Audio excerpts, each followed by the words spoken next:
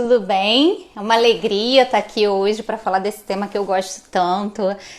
Eu sempre falo para vocês que um dos maiores prazeres da docência é essa ajuda aos alunos no recorte do problema de pesquisa. Ensinar como fazer um TCC, como escolher o tema para dissertação, para monografia, é uma das funções que eu acho mais interessantes. Hoje eu vou conversar com o Thiago, daqui a pouco ele deve estar entrando aí. Ele foi o selecionado quando eu fiz aquela postagem, então ele foi sorteado para ganhar um módulo meu do curso de escrita acadêmica, que está lá no SEI Acadêmico, e vou ajudar ele aqui ao vivo, assim como eu faço na minha orientação individualizada, que normalmente tem 2 encontros. Então no primeiro encontro eu ensino aquilo que eu ensino no curso de escrita acadêmica, que está lá no curso SEI, e no segundo encontro eu faço mais ou menos isso que nós vamos fazer agora, eu e o Thiago. Porque, primeiro, você precisa aprender a fazer pesquisa para depois recortar o seu tema de pesquisa. Como ele já está no mestrado, já deve ter feito metodologia, já deve saber fazer essa pesquisa. Se não sabe, vai ter direito ao curso de escrita acadêmica, porque ele ganhou, né? Naquela seleção que eu fiz do post da semana passada, que era a live para ter ocorrido na segunda-feira, está acontecendo hoje por conta do apagão que a gente teve na segunda. Deixa eu ver se ele já está aqui, ó.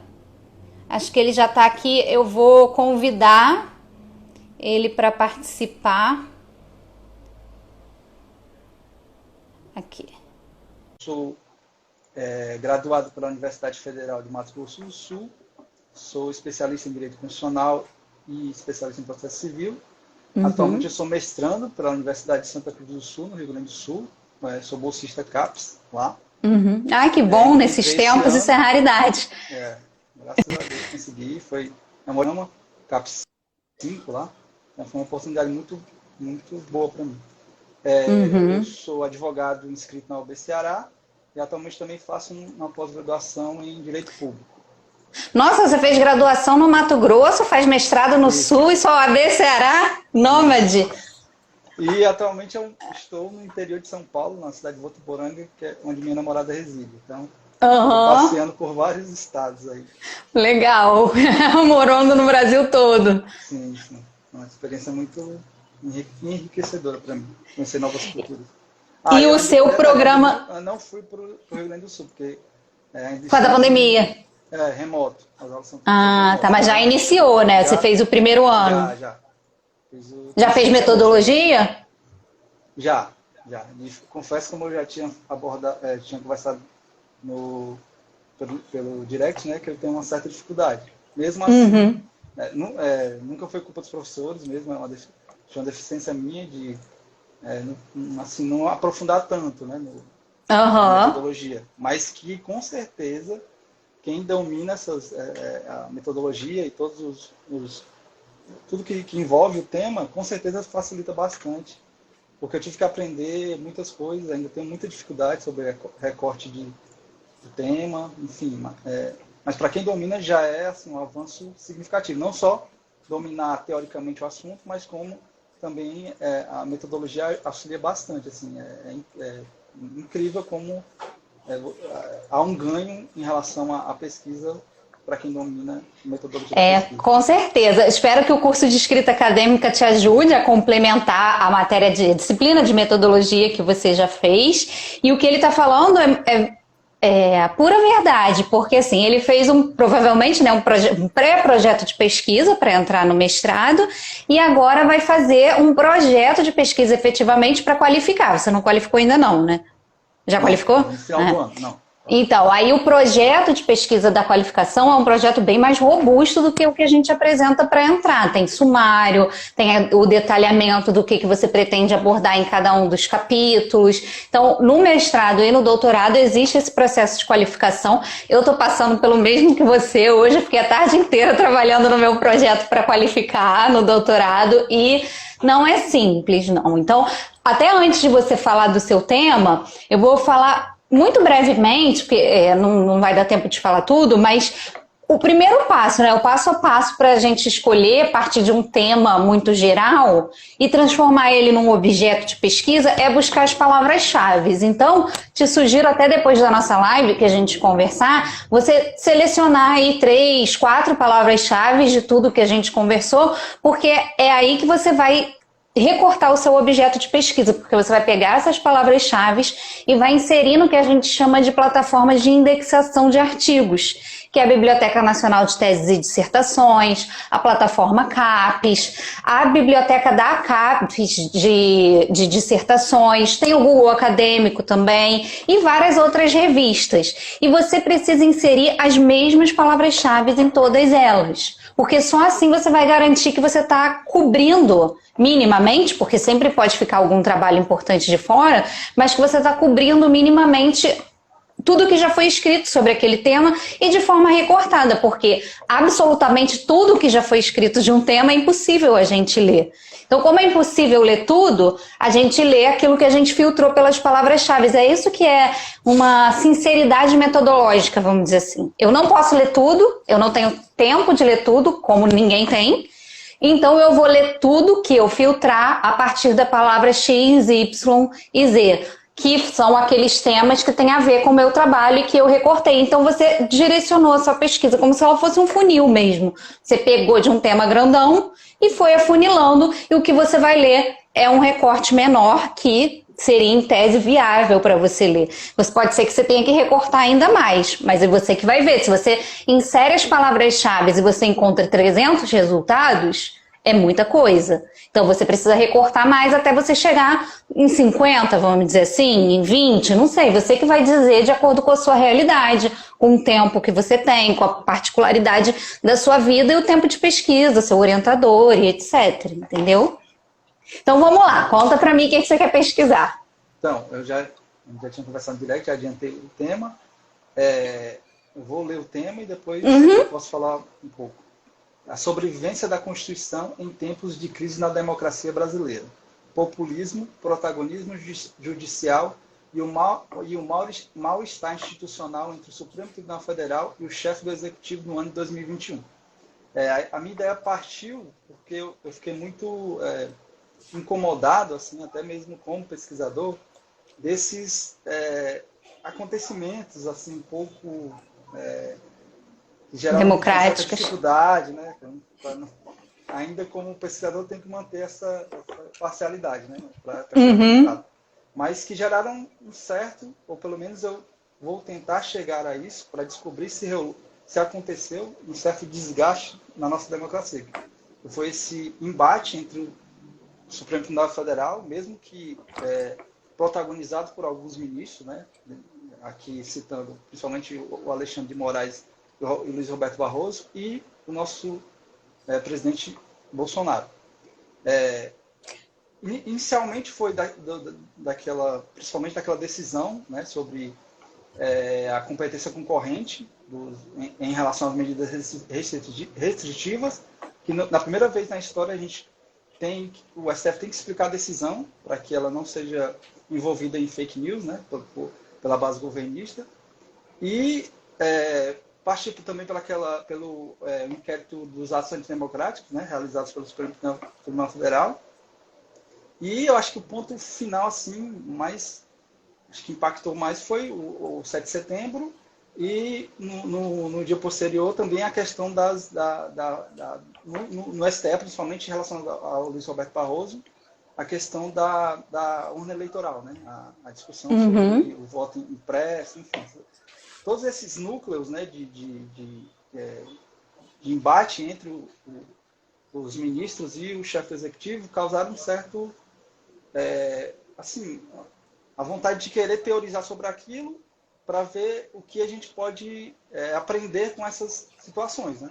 Então, basicamente, esses 3 núcleos, né, a questão da decisão do Supremo Tribunal Federal sobre a competência concorrente, como isso desestabilizou ou foi de argumento para justificar a omissão do presidente Bolsonaro, né, como isso foi utilizado.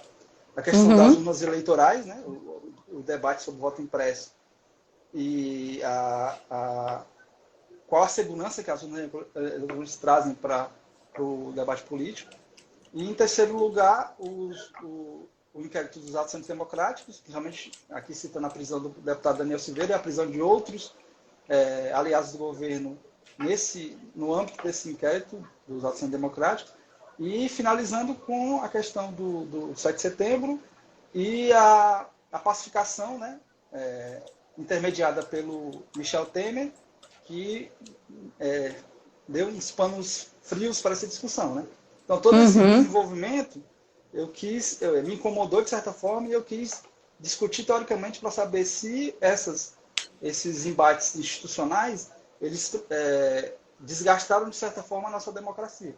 Então é basicamente isso, assim, é teorizar sobre essas situações que envolvem um embate institucional entre o chefe do executivo e o Supremo Tribunal Federal, discutindo sobre populismo, protagonismo judicial e se essas questões, de certa forma, ocasionam algum desgaste à nossa democracia. Então, no geral, é isso. Então, você explicou muito bem, eu consegui entender, acho que o pessoal que está assistindo também deve ter entendido. Eu vou fazer alguns comentários, mas se eu não comentar sobre tudo que você falou, você me lembra, mas e tal coisa, porque eu esqueci de pegar um papel aqui para ir anotando o que você estava falando. Mas primeira coisa que eu queria que você refletisse bem é a questão temporal. Você pode fazer essa pesquisa sobre Bolsonaro, sobre 7 de setembro, mas repare que 7 de setembro foi ontem. Então, assim, é muito recente. Uma pesquisa sobre uma temática muito recente é muito arriscada. É muito arriscada porque amanhã pode ter um segundo 7 de setembro, vamos dizer assim, que muda tudo o que aconteceu no outro e faz o outro ser irrelevante. Você não sabe. E isso pode acontecer no meio da sua pesquisa. Você qualifica e acontece isso um mês depois e sua pesquisa fica uma bagunça generalizada. Ou você tem que mudar tudo, ou você mantém o que você já fez que vai ficar desatualizado. Então, é um risco muito grande fazer uma pesquisa sobre uma temática tão recente.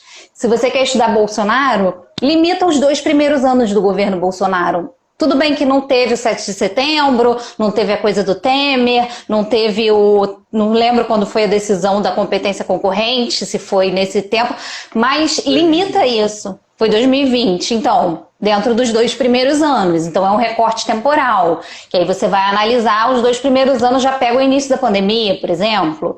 Agora, analisar o que aconteceu ontem, eu acho um risco para você muito grande. Se der certo, sua pesquisa vai ser excelente, você vai ser super elogiado, mas a chance de dar errado é muito grande. E se acontece alguma coisa que contradiz, ou você muda tudo na véspera de qualificar, na véspera de defender, o que é muito complicado, ou você mantém o que você já fez e fica super desatualizado. Porque tem uma outra coisa que você não vai ter tempo de tratar, mas que interfere diretamente no que você está falando. Então, não aconselho fazer... Até o governo Bolsonaro eu acho arriscado, mas acho menos arriscado se você fizer esse recorte. Vou tratar os 2 primeiros anos do governo Bolsonaro. Aí você já recortou, tudo que aconteceu depois não importa mais, importa o que aconteceu até ali. Então, se já tem a decisão do STF, você pode estudar a decisão do STF e a recepção da decisão do STF na nossa democracia federativa. Pelos estados, pelo executivo, pelo parlamento, pelo congresso. É um bom tema. Outra ponderação sobre o que você... Pode falar. Desse mesmo tema. Por exemplo, se eu não especificar a questão dos anos, mas tentar levar essa discussão de embate entre Supremo Tribunal Federal e chefe do executivo para sem especificar essa relação de aspectos temporais, por exemplo, que são muito recentes. Mas se eu tentar pegar esse tema, né, por exemplo, embates institucionais entre o Supremo Tribunal Federal e o presidente, sem especificar dessa forma recente, mas tentar teorizar a partir disso. Sem falar de Bolsonaro, o que você diz? Generalizar. Você pode, mas aí você tem que saber se você quer fazer uma discussão absolutamente teórica. Porque se você for tratar de embates institucionais entre executivo e judiciário e você não der nome aos bois, você vai poder tratar de forma ampla, mas vai ser absolutamente teórico. Se essa for a sua vontade, discutir autores que tratam esse tema, ok. Se você não quer fazer um debate absolutamente teórico, você precisa recortar no tempo. Porque senão você vai cometer o que a gente chama de saltos geracionais ou incompatibilidades geracionais. Você vai falar de um período, aí você fala de Lula, aí você fala da Primeira República, aí você volta para Bolsonaro e você desconsidera tudo de importante que aconteceu nesse período. Como se de uma decisão a outra do STF não tivesse acontecido nada de importante que influenciasse na sua discussão. Quando, na verdade, sempre tem muita coisa de importante. O recorte é em benefício seu. Quanto mais você recorta e justifica, menos críticas você vai receber.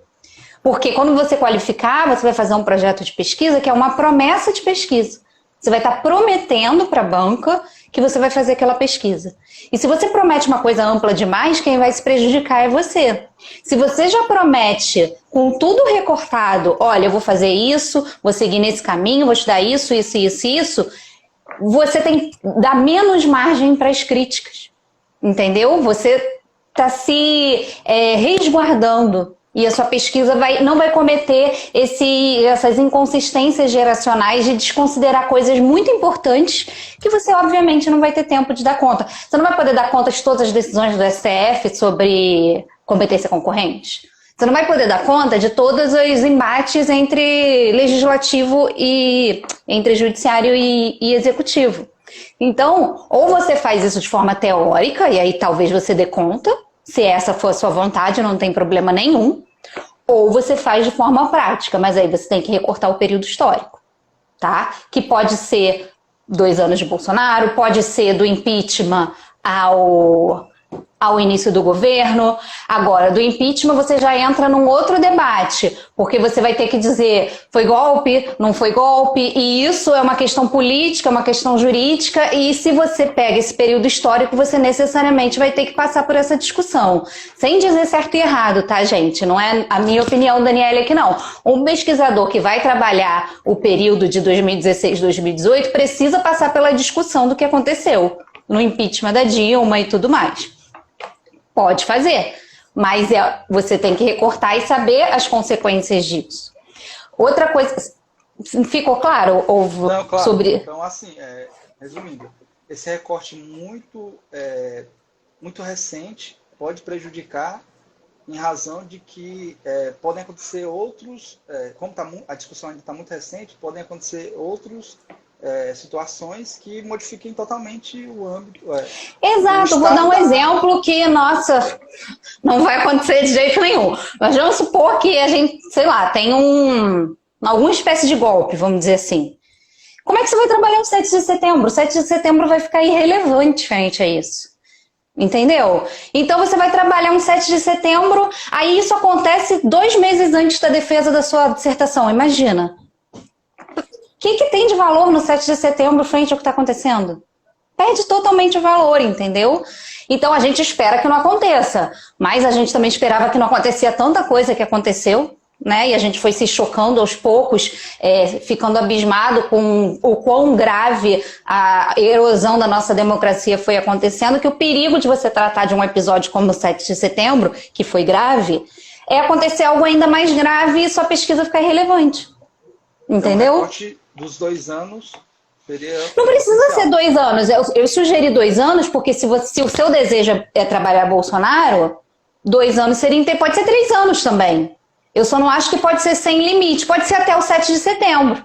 Se você quiser trabalhar de qualquer jeito o 7 de setembro, pode ser até o 7 de setembro. Mas veja que cada vez você foi falando várias coisas, cada vez você foi vindo mais para frente, mais para frente, mais para frente. Então, pode ser que esse assunto vá te instigando, você não consiga nunca fazer esse recorte no tempo. Você vai estar sempre trabalhando com o que aconteceu na semana passada. E isso vai te prejudicar muito. Porque você nunca vai conseguir terminar. A pesquisa nunca se termina por si só. A gente sempre deixa o espaço para o próximo pesquisador ir vir e continuar. Mas você precisa terminar. Você precisa defender. E se você nunca fechar esse marco, porque o Bolsonaro sempre vai fazendo alguma coisa mais grave do que a anterior... E aí, como que você vai poder pesquisar e ler e estudar, entendeu? Esse é o receio que eu tenho de ficar num marco teórico tão próximo no tempo. Fora que você já começou a juntar muitas coisas. Por exemplo, você trouxe no seu título que você me mandou populismo. Você falou de autoritarismo aí também, né? Em toda a sua fala, o autoritarismo estava nas entrelinhas. Você também citou a democracia. Quando a gente está numa pesquisa acadêmica, todos esses termos, eles têm um significado, uma bagagem por trás dele. São termos que eles trazem consigo o que a gente chama de estado da arte. Eles têm argumentos de autoridade, autores que já vieram, pesquisadores como você, que fizeram um mestrado, que pesquisaram e tudo mais, e que já trouxeram a contribuição. Então você não pode falar de autoritarismo se você não passar pela discussão do que é autoritarismo, o que não é autoritarismo, totalitarismo, a ideia do Hannah Arendt, é autoritarismo, não é? Brasil é fascismo, não é? Então, se você vai trabalhar com autoritarismo, você tem toda essa bagagem por trás. Então, é muito complicado você trazer todos esses conceitos e dizer que isso tudo é seu tema. Porque o populismo também tem uma bagagem por trás, muito forte. A democracia também, a ideia de democracia, o que é democracia, o que não é democracia. Então, todos eles são conceitos fortes, com bagagens fortes próprias, que se você diz que você vai trabalhar com eles, você tem que trabalhar com eles. Então, você vai ter que fazer uma pesquisa sobre cada um desses termos, quem são as referências teóricas, o que já foi dito, o que já não foi dito. Então, o que eu sugiro é escolha um só. Se você quer trabalhar esse tema seu aí de populismo, será que o Bolsonaro é um governante populista? Será que ele não é? Trabalhe com isso. Agora, será que o Bolsonaro é autoritário e populista? Aí eu já acho demais, porque você não vai ter tempo. Em um ano, você já passou um ano inteiro do seu mestrado. Então só tem mais um ano. Então você não vai ter tempo de fazer o recorte literário de populismo, de autoritarismo e de democracia e de Bolsonaro para poder depois escrever. Então é muita coisa. Eu sugiro que você escolha uma coisa. Se você quer estudar populismo e Bolsonaro, então estude populismo e Bolsonaro. Se você quer estudar autoritarismo e Bolsonaro, parece a mesma coisa, mas não é. Quando você vai sentar para escrever, você vai ver que são coisas diferentes. Cada um tem seu próprio conceito. Então, o populismo tem uma ideia própria, o líder populista, aquele que reúne as massas, e o mito, e a idealização, e sem esse líder a gente não consegue avançar. Isso é populismo. Isso é uma definição muito brevíssima de populismo. Mas é claro que existe diante de populismo você puxa vários autores, várias definições. Então, Bolsonaro é populista? É uma dissertação. Bolsonaro é autoritário? É outra dissertação.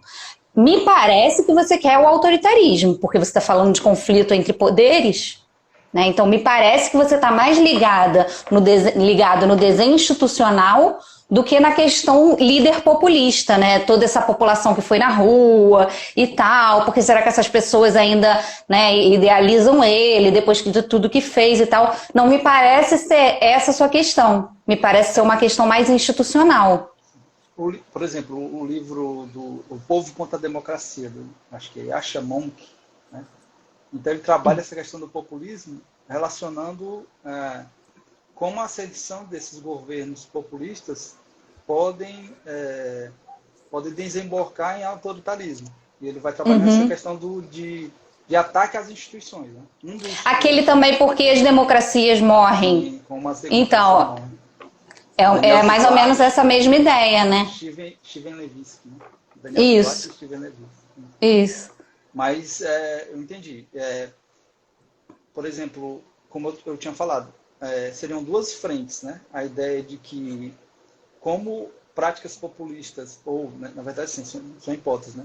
Práticas populistas do governo Bolsonaro intensificaram a judicialização da política, ou seja, práticas populistas e atos do governo, que podem ser considerados populistas, eles dão margem a que partidos políticos levem essa discussão para o judiciário, ou seja, intensificando a... Deixa eu só te interromper aí. Você trouxe outro conceito, judicialização da política.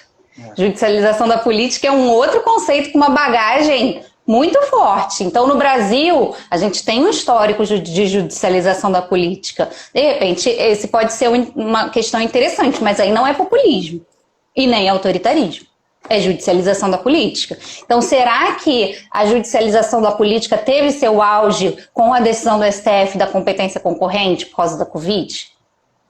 É um tema interessante, né? E aí você tem um marco teórico pré-definido, você vai estudar a judicialização da política, você não vai permear Bolsonaro? Vai citar. Mas é o seu tema? Não. O seu tema é a judicialização da política. E ela teve ou não teve o seu auge? Quais foram os auges? Quais foram as grandes decisões do STF de judicialização da política? Você vai ter que passar por isso nos seus capítulos. Seu capítulo 1, por exemplo, pode ser STF e judicialização da política, grandes marcos. E aí você vai um por um. E aí depois você vai lá, decisão da competência concorrente. E no último capítulo você faz. E aí, isso aí foi o auge? Não foi? É bom para a democracia? Não é? Como é que é isso? Pode ser, mas veja que você não está mais trabalhando nem com populismo, nem com democracia propriamente dita, nem com autoritarismo, nem com Bolsonaro. Seu tema, nesse caso, seria outro. Então, você precisa recortar, assim, eu sempre falo da gotinha no oceano, você precisa achar a sua gotinha, qual que é a sua gotinha que você quer pesquisar, e a partir dela, você vai escolher suas palavras-chave e vai inserir nas plataformas de indexação de buscas, para poder ver o que já produziram sobre judicialização da política. E a partir desses trabalhos você vai seguir. Porque provavelmente ninguém produziu nada ainda em termos de dissertação, talvez até tenha um artigo científico em revista, mas em termos de dissertação, acho improvável que alguém já tenha falado dessa decisão do STF, porque está muito recente. Mas sobre judicialização da política já tem uma infinidade de trabalhos.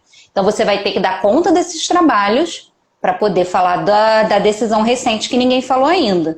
Então veja que o nosso tema de todo mundo nunca é absolutamente novo.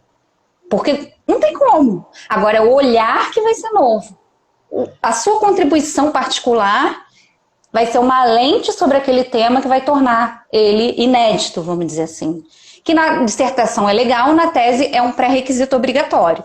Mas é legal que você traga, não tem por que você não trazer na sua dissertação uma coisa que ninguém falou ainda. Né? Que pode ser essa decisão do STF, por exemplo.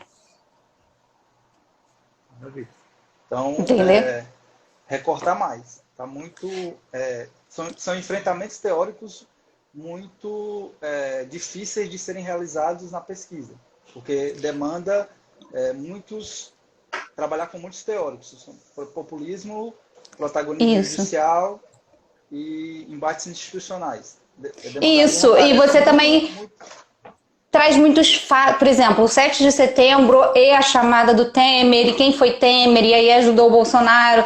Isso, em termos de uma reportagem de jornal, é muito simples. Em termos de dissertação, é muito complicado. Porque você vai ter que dar conta de quem foi Temer. Quem que foi Temer? Temer é um constitucionalista famosíssimo da USP, e depois ele foi para a política, e depois ele virou presidente, e depois teve toda a questão de que ele era o vice, e aí o impeachment. Não sei. Então não dá simplesmente você jogar o Temer ajudou o Bolsonaro. Não numa dissertação. Numa dissertação você vai ter que dizer quem é ele. Para dizer quem é ele, olha como você tem que voltar.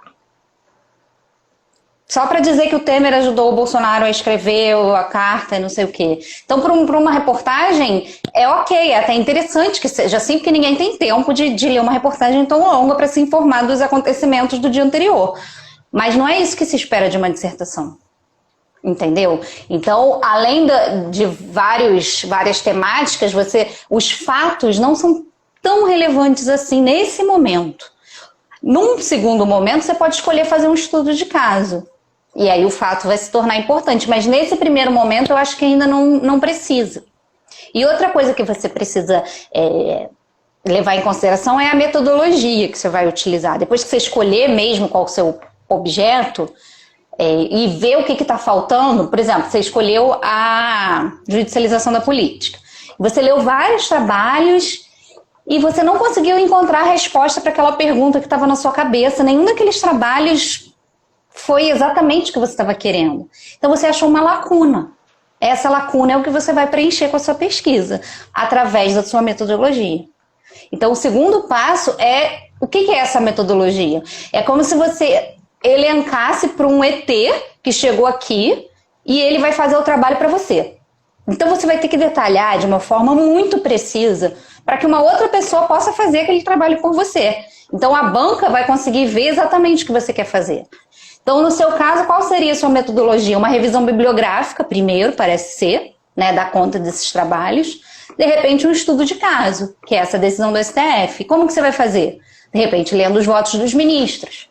Vendo, não foi unânime, né? Que eu me lembro, não foi unânime a decisão. Não me recordo. Eu também não, mas acho improvável que tenha sido unânime. Então você pode... Exatamente.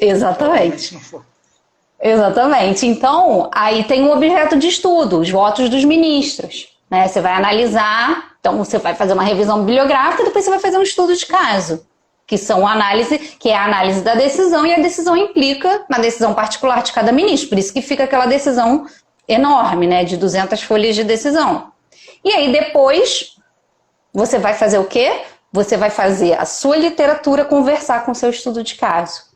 Você vai fazer no terceiro capítulo, você vai mostrar como que aqueles autores que falam sobre judicialização da política olhariam, se fossem eles fazendo a pesquisa, como que eles opinariam sobre esse caso do STF que eu trouxe acima os votos de cada ministro. Então você vai fazer os autores conversarem através de você, porque os autores não se conhecem, mas você colocou todo mundo junto ali. Então você vai fazer eles conversarem. Isso que é legal, porque isso ninguém vai ter feito ainda. Várias pessoas vão ter reunido aquela literatura, o estado da arte sobre judicialização da política e tal, várias pessoas vão ter feito várias coisas, mas ninguém vai ter feito aqueles autores específicos conversarem entre si sobre o estudo de caso que você escolheu. Por isso seu tema vai ser inédito. Entendeu? Não vai ser novo, absolutamente novo, mas vai ser inédito, porque você vai falar uma coisa que ninguém falou ainda. Deu para entender, mais ou menos? Deu, claro. Sim. Não sei se eu estou desconstruindo muito o seu desejo, mas... Não, mas eu acho que assim, a gente tem que entender que pessoas estão aí, professores, sabem mais do que a gente, e a gente está aqui para aprender. E a gente está sempre aprendendo, tá? A mesma coisa que eu estou falando para você aqui, a minha orientadora vem e me fala também, porque por mais que eu consiga fazer o seu, para fazer para mim é bem mais difícil, porque quando você está inserido naquele tema que te incomoda, tudo você acha importante. E é muito difícil cortar. Por exemplo, você falou do voto impresso também, é outra questão que está sendo muito delicada, está fragilizando muito o nosso sistema. Mas olha como o voto impresso é mais um dado que carrega uma bagagem muito grande. Então você vai tratar de voto impresso também? Será que dá? Pode ser que dê. Pode ser que você consiga aí unir as duas coisas. Mas pode ser que seja muita coisa. Porque o voto impresso pode ser um outro estudo de caso. Bem diferente do estudo de caso da competência concorrente. Você pode fazer um estudo de caso só sobre a questão da urna e do voto impresso. Fazer olha, o voto impresso ainda é adotado nos países X, Y e Z e dá super certo ou dá super errado. E no Brasil nunca teve histórico de fraude e as pessoas se baseiam nisso e naquilo para dizer que teve fraude, mas não teve. Enfim, é um tema muito amplo também, voto impresso, que vai permear todos esses outros. Vai permear a democracia, vai permear autoritarismo, vai permear Bolsonaro, vai permear conflito de poderes. Só que não vai ser o tema, vai ser outro tema. Então todos esses temas vão estar sempre presentes ali. Só que você precisa escolher um, porque é impossível dar conta de tudo. Mas, assim, é muito difícil, é a coisa mais difícil de um trabalho acadêmico, é você fazer esse recorte. Assim. Até depois que você faz o recorte, vem a segunda coisa mais difícil, que é a metodologia. Né? Eu vou exemplificar comigo, tá? Eu queria estudar o Francisco Campos, eu queria estudar autoritarismo, inclusive meu projeto de pesquisa para entrar no doutorado foi Bolsonaro. Eu caí nessa mesma casca de banana que eu tô falando que seria o caso que minha orientadora me convenceu a trocar, porque eu entrei para comparar Bolsonaro e Trump. Se a gente tinha aqui as mesmas condições eleitorais que levaram o Trump a se eleger e levaram o Bolsonaro a se eleger. Professor, só uma pergunta. Pode falar? Você leu o livro O Povo contra a Democracia, do Yasha Monk? Aham. Que é exatamente isso que você mostrou. Pois é. Assim, eu fico lendo e falando, ele está escrevendo para o Brasil, como é que é o mesmo? Exatamente, é impressionante, é uma coisa recorrente na América Latina, né? Mas aí ela me convenceu a trocar por isso, está muito recente, cuidado para trabalhar com uma pesquisa muito recente e tal. E eu queria trabalhar com autoritarismo. Então eu resolvi trabalhar com o autoritarismo brasileiro no Estado Novo com Francisco Campos, que foi quem escreveu a Constituição de 37. Ainda mais depois que eu me dei conta que ele também escreveu o Código Penal de 40, que é o mesmo que a gente tem até hoje, e eu dou aula de penal. Perfeito, vou fazer isso. Estava decidido. E aí eu comecei a fazer, e aí quando você começa a fazer, você tem que voltar atrás. Por quê? Quando eu comecei a fazer, eu vi que apesar do Código Penal de 40 ser o mesmo, a gente teve a reforma de 84. E o Francisco Campos não participou dela. Então, se eu for fazer um autoritarismo do Código Penal de Francisco Campos, eu vou ter que comparar a reforma de 84 com a redação original do Código Penal. E eu não quero fazer isso. Porque eu quero trabalhar com autoritarismo. Então, eu não posso ir por aí. Volta.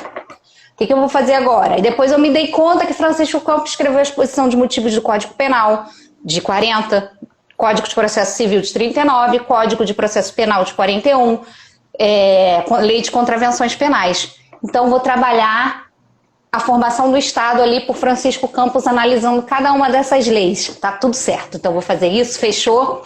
Quando eu comecei a fazer, ficou uma pesquisa super legalista.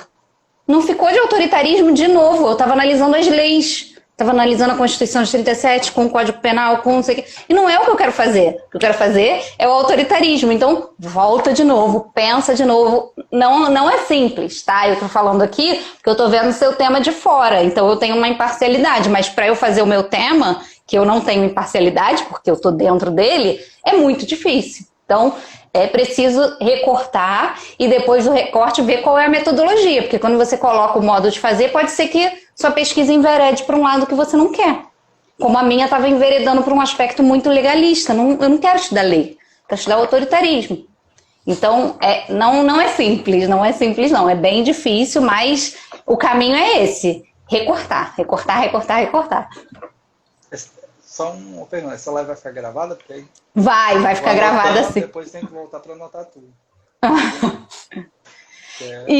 Mas eu acho que era isso. Não sei se você tem mais alguma pergunta, ou eu esqueci de falar alguma das coisas que você trouxe aqui pra gente. Acho que o principal foi isso mesmo. Assim, eu acho que pelo menos eu que tenho iniciando mestrado, que não domino muito metodologia, sempre tem que confiar naquela pessoa, no orientador ou no professor que sabe mais que a gente. Então, eu estou vindo com aquela vontade de querer abraçar o mundo, né? Eu já escutei isso muito, e eu sempre respeitei e acredito que é isso mesmo, de querer enfrentar vários teóricos, porque isso me deixa angustiado, né? Para aprender e entender. O professor Lenin Streck usa muito essa palavra, angustiado. Se você está angustiado na pesquisa, isso é um bom sinal. Então, ficar muito angustiado com esses temas e querer tentar colocar tudo no mesmo. E às vezes não fica como é um tiro, né? É aquele corrida de 100 metros, mestrado é 100 metros. Então, se você não parar, pensar, recortar mais e não querer enfrentar teorias que na prática, juntar muitas teorias assim, no sentido de vários temas que demandam vários teóricos, não vai dar, não tem como. São 2 anos, né? Exatamente, isso que eu ia falar, porque apesar do doutorado você ter que fazer uma tese, que é um trabalho em tese mais complexo, porque tem que ser original, tem que cumprir outros requisitos, o doutorado você tem um pouco mais de tempo para errar. No mestrado você tem menos tempo para errar, porque quando você vê já acabou. É muito rápido o mestrado, metade do tempo. Né? Tudo bem que você tem metade das matérias, mas as matérias você faz rápido, né? As matérias obrigatórias não são um problema, o problema é o trabalho. E a sua angústia, você tem que pensar que uma das formas de lidar com ela é contribuir para a discussão. E se você ficar lendo de tudo e tentando falar de tudo, o seu trabalho não vai contribuir para nada. Porque você vai ficar na superfície de tudo. Você vai ler tudo e vai ficar sempre aqui. Você não vai ter tempo de se aprofundar. E é no aprofundamento que você vai se destacar e vai produzir uma coisa diferente e vai poder contribuir. Entendeu? Se você não ficar aqui em tudo, você não vai ter tempo. É humanamente impossível, né? Porque a gente tem uma série de atividades e ainda que não fosse, ainda que você ficasse igual uma máquina, só lendo, não dá tempo de ler tudo. Assim, ainda mais no mundo de hoje, que está tudo digitalizado. Se fosse há não sei quantos anos atrás, que você só tivesse aquela biblioteca, não tem internet, então é aquele material ali, é uma coisa. Mas agora, falando até em outros idiomas e tal, o que foi produzido em inglês, o que foi produzido em francês, é infinito, né? É infinito. Então, para você conseguir fazer uma contribuição, é muito importante você fazer esse recorte e poder aprofundar, porque aí você vira um especialista. Como é que surge o especialista? Uma pessoa que estudou muito um tema pequenininho, e aí ele tem muito mais para contribuir do que as outras pessoas que estudaram de forma rasa aquele tema. Porque ele parou e foi estudar só aquilo. E aí ele virou um especialista. Por quê? Porque ele teve muito mais tempo ou dedicação que outras pessoas para aquele tema bem pequenininho. Então, você tem a oportunidade de virar um especialista em algum desses temas. Para isso, você precisa escolher um, que é muito difícil. Mas é preciso escolher. Não, maravilha. Acho que, no geral, é isso. É a importância do... Acho que foi até uma escolha muito boa, porque demonstrou como o recorte da pesquisa é importante, né? Acho que para conter essa vontade de querer pesquisar tudo, querer contribuir com tudo. Mas exatamente. Foi muito importante. Eu agradeço muito por ter participado. E vou rever a live, né? Porque eu vou anotar tudo. Para saber qual que eu vou me concentrar, né? Das questões que foram tratadas aqui, qual que seria mais importante para eu aprofundar. Então tá, e depois você entra em contato lá com o SEI Acadêmico, que eles vão te dar o acesso para o curso. E, gente, então é isso. O que eu fiz aqui com o Thiago é o que eu faço na minha orientação individualizada. Então, normalmente eu sugiro as pessoas fazerem 2 encontros de videoaula, um para eu ensinar a fazer pesquisa e outro para eu fazer o que eu fiz com ele aqui, recortar o objeto. Mas quem faz o meu curso de escrita acadêmica, só uma aula é suficiente, porque lá eu já ensino a fazer pesquisa.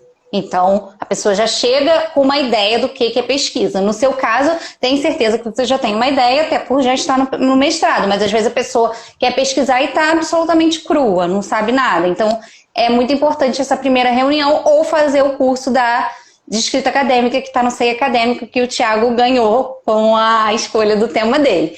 E aqui eu ajudei ele a recortar o tema como eu sempre faço e eu adoro, assim, é uma das coisas que me dá mais prazer na docência, é ajudar, até porque me ajuda a pensar no meu.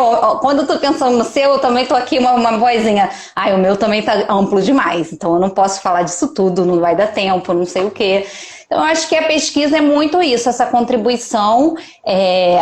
Sugiro que com os seus colegas, né, no seu mestrado, eles provavelmente passam pela mesma dificuldade. Então é muito legal vocês conversarem um com o outro, para vocês fazerem. Você pode fazer com um colega seu o que eu fiz com você.